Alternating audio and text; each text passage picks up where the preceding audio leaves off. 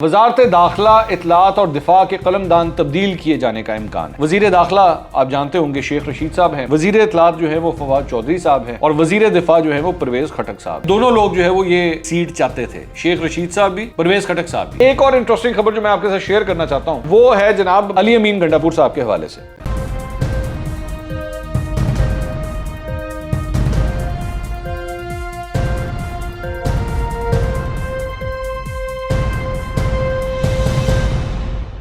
अस्सलाम वालेकुम नाज़रीन, मैं हूं मंसूर अली खान। अपने YouTube चैनल के ऊपर आपको खुशामदीद कहूँगा। सबसे पहले आपसे दरख्वास्त के चैनल को सब्सक्राइब करना मत भूलिएगा और बेल आइकन ज़रूर प्रेस कीजिएगा। नाज़रीन, आज जो इंपॉर्टेंट खबर जो मैंने आपके साथ शेयर करनी है वो मेरी खबर नहीं है, ये मैं पहले से आपको बता दूँ। वो जियो न्यूज़ और GNN दो मुख्तलिफ चैनल्स के ऊपर जब तक ये वीलॉग रिकॉर्ड हो रहा है तब तक चली हैं और एक ही खबर चली है। और ख़बर ये है, जो खबर सामने आई है वो ये है कि जी वजारत दाखिला इत्तलात और दिफा के कलमदान तब्दील किए जाने का इम्कान है। और मतलब ये तीनों इस वक्त किसके पास हैं? वज़ीर दाखिला आप जानते होंगे शेख रशीद साहब हैं, वज़ीर इत्तलात जो है वो फवाद चौधरी साहब हैं और वज़ीर दिफा जो है वो परवेज खटक साहब हैं। और अब ये कहा जा रहा है कि जी शेख रशीद साहब को जो है वो वजारत इत्तलात का कलमदान दिए जाने का इम्कान है, फवाद चौधरी को जो है वो वज़ीर दिफा का कलमदान दिए जाने का इम्कान है। और जियो न्यूज़ के ऊपर ये बात चली है कि वजारत दाखिला का जो कलमदान है वो परवेज़ खटक साहब को दिए जाने का इम्कान है। अच्छा, ये बेसिकली आपस में ये तीनों ये यूं करके जो है वो एक का उसको उसका इसको म्यूज़िकल चेयर्स है एक छोटी सी, जिसके बारे में ये खबर आई है। अभी तक इसके ऊपर जो रिएक्शन लिया गया है वो जियो ने शेख रशीद साहब से लिया, तो शेख रशीद साहब ने कहा कि मुझे इसका कोई इल्म नहीं है। लेकिन अगर एक चैनल दे रहा और उसके बाद दो चैनल्स एक ही खबर देना शुरू कर दें तो फिर इसका मतलब होता है कि कुछ ना कुछ तो शायद कहीं से धुआं वाकई उठ रहा है, आग लगी हुई है तो धुआं उठ रहा है। अच्छा, मैं थोड़ा सा आपको इसका बैकग्राउंड बता दूं कि फवाद चौधरी साहब आप जानते हैं कि पहले भी वज़ीर इत्तलात रह चुके हैं, उसके बाद इनको वज़ीर साइंस और टेक्नोलॉजी बना दिया गया था और उसके बाद दोबारा वज़ीर इत्तलात इनको दी गई थी। मुझे इस बात का पता है कि जब वो वज़ीर इत्तलात बनना चाह रहे थे तो उससे पहले उन्होंने चंद ये अपनी बातें कही थी कि जी मुझे ऑल पावरफुल वज़ीर इत्तलात बनाइएगा अगर बनाना है तो। एक बात। दूसरी बात यह है कि शेख रशीद साहब जो है, अगर तो इस खबर में सच्चाई है तो ये कहा जा रहा है कि जी उनको वज़ीर इत्तलात जो है वो बनाया जा रहा है। शेख रशीद साहब जो है वो पहले भी ये कलमदान संभाल चुके हैं, इस दौरे हुकूमत में नहीं लेकिन माजी में जब ये पहले इनके पास ये जब आप जानते हैं ये तो बहुत सी हुकूमतों में रहे हुए हैं, तो ये पहले भी इस किस्म का पोर्टफोलियो संभाल चुके हैं। और ये अक्सर अपने इंटरव्यूज़ के अंदर भी ये बात कहते हैं कि जी मैंने तो ये वजारत भी संभाली हुई है तो मुझे मीडिया के बारे में जो काफ़ी पता है। और हकीकत है कि वाकई इनको पता भी है। मतलब मुझे अच्छी तरह एक वाक़या शेयर करता हूँ आपके साथ कि एक दफ़ा मैं इनका एक इंटरव्यू करने लगा था और इनके घर पर इंटरव्यू हो रहा था। तो मेरे आने से पहले मेरी टीम ने कैमराज, लाइट्स वगैरह सारा कुछ फिक्स किया हुआ था। तो उस वक्त तक ना मैं वहाँ पर पहुँचा था ना शेख साहब वहाँ पर पहुँचे थे। खैर उसके बाद जब मैं पहुंचा तो मेरे थोड़ी देर के बाद, कुछ 3-4 मिनट के बाद शेख रशीद साहब भी वहाँ पे आ गए। हम आके बैठे, इंटरव्यू शुरू होने लगा। तो जब इंटरव्यू शुरू होने लगा तो शेख साहब ने जो है वो मेरे कैमरामैन को कहा, जो ऑपोजिट साइड पे उनकी तरफ जो कैमरा था उस कैमरामैन को कहा कि तुम्हारी जो लाइट है ना ये ठीक नहीं है, इसको थोड़ा सा उठा के इधर करो। तो that was quite surprising for me. तो मैंने शेख साहब से पूछा, मैंने कहा शेख साहब आपको लाइटों का भी पता है, मतलब इन चीज़ों का? तो उन्होंने कहा भाई वो मेरे पास वजारत इत्तलात रही हुई है तो ये सारी चीज़ें जो है ना मुझे काफ़ी हद तक अब समझ आ चुकी हैं कि कैमरा एंगल क्या होता है तो लाइट्स क्या होती हैं, तो वो मुझे बड़ी इंटरेस्टिंग लगी है खैर उनकी ये बात।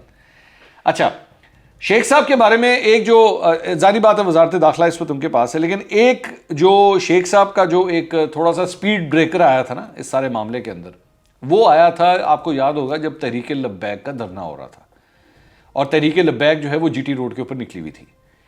शेख साहब का जो उस वक्त का किरदार था उसके ऊपर उनके ऊपर बहुत क्रिटिसिज्म हुआ था कि पहले इन्होंने कुछ इंप्रेशन दिया और उसमें उन्होंने कहा कि जी मैं जा रहा हूँ, मैं मुज़ाकरात कर रहा हूँ, सब कुछ हुआ।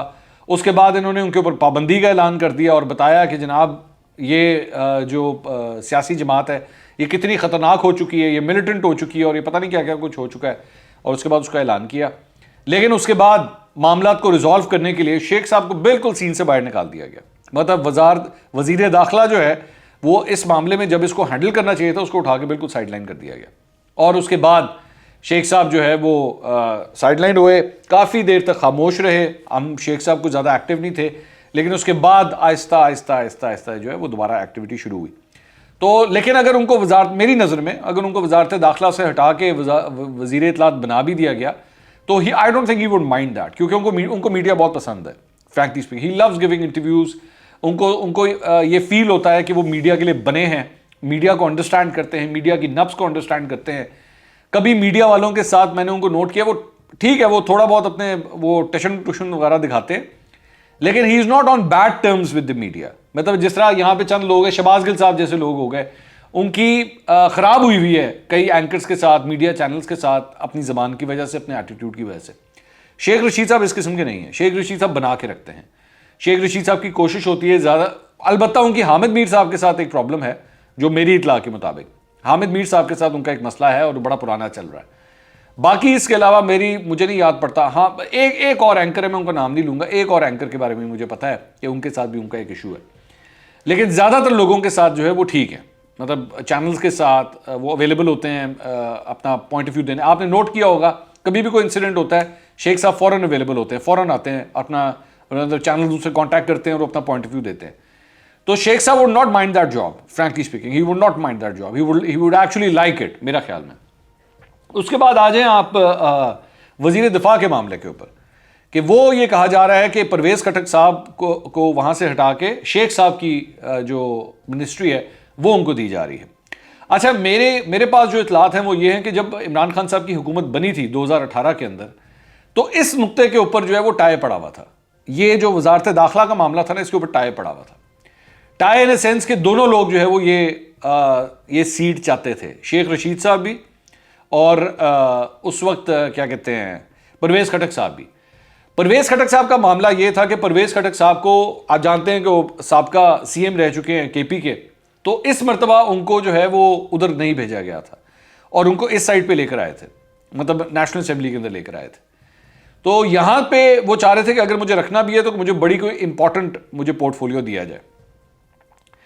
उस वक्त फिर ये फैसला हुआ था, जब ये सारा कुछ डिसाइड हो रहा था, तो फिर उस वक्त दोनों की कोशिश थी कि ये सीट हमें मिल जाए, लेकिन फिर दोनों को नहीं मिल सकी थी।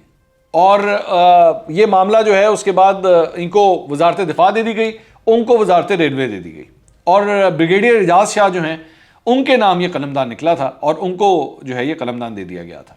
तो ये जो टसल है, टसल तो नहीं मैं कहूँगा, ये टाई है, ये नाम लिया जा रहा था मुख्तलिफ सहाफ़ती हलकों के अंदर कि ये दोनों कोशिश कर रहे थे ये लेने की। अब उन्होंने, एक ने तो अपना टाइम गुजार लिया इस कुर्सी के ऊपर, अब दूसरे की बारी है, यानी कि परवेज़ खटक साहब की।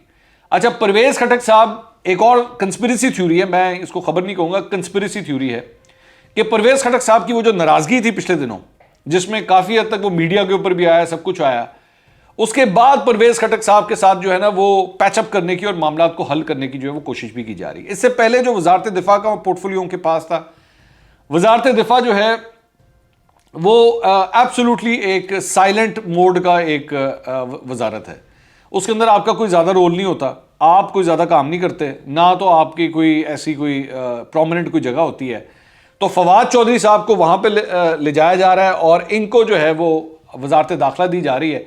तो इसका मतलब है कि अब उनको जो है कोई एक एक्टिव, क्योंकि वजारत दाखिला एक एक्टिव मिनिस्ट्री है मेरी नज़र में, इवन दो ये तीनों बड़ी इंपॉर्टेंट मिनिस्ट्रीज हैं, लेकिन मेरी नज़र में वजारत दाखिला इस वक्त पाकिस्तान के जो हालात हैं उसमें वजारत दिफा से कम ज़्यादा इंपॉर्टेंट एक मिनिस्ट्री है।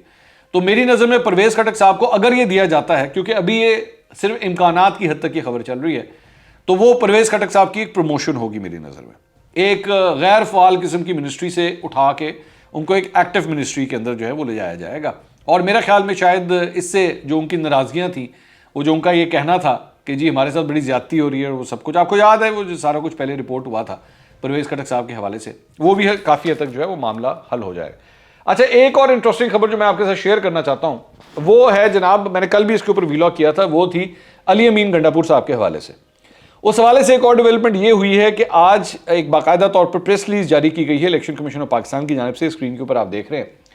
और इस प्रेस रिलीज के अंदर जो है वो ये वाज़े तौर पर इनके बारे में कहा गया है कि जनाब इनको पहले भी कई दफ़ा वार्न किया गया, इनको बल्कि 50,000 रुपये जुर्माना भी हो चुका है, जो जिसकी उन्होंने अदायगी भी कर दी थी, 50,000 रुपये इन्होंने जुर्माना भी अदा किया है।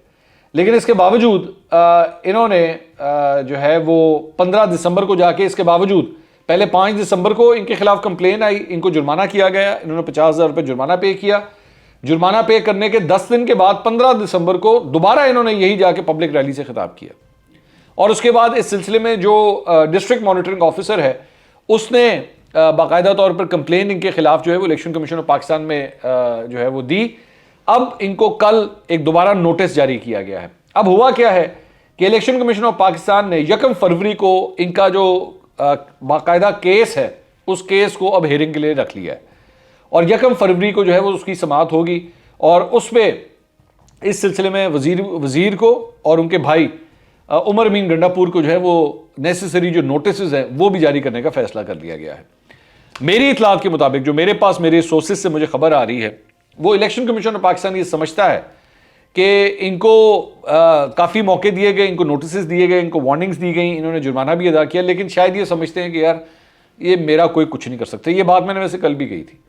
तो शायद इसीलिए अब ज़रा थोड़ा सा इलेक्शन कमीशन ना इनका स्क्रू शायद टाइट करे, मतलब इन अ सेंस के इनको ज़रा सही तरीके से ठीक किया जाए, क्योंकि वो शायद पहले समझ नहीं आई थी इनको बात, तो अब इनको सही तरह ठीक किया जाए।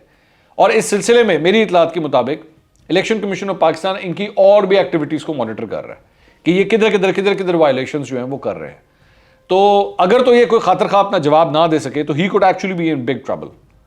ये अली अमीन गंडापुर साहब जो है ना, ये काफ़ी इनके लिए प्रॉब्लम क्रिएट हो सकती है।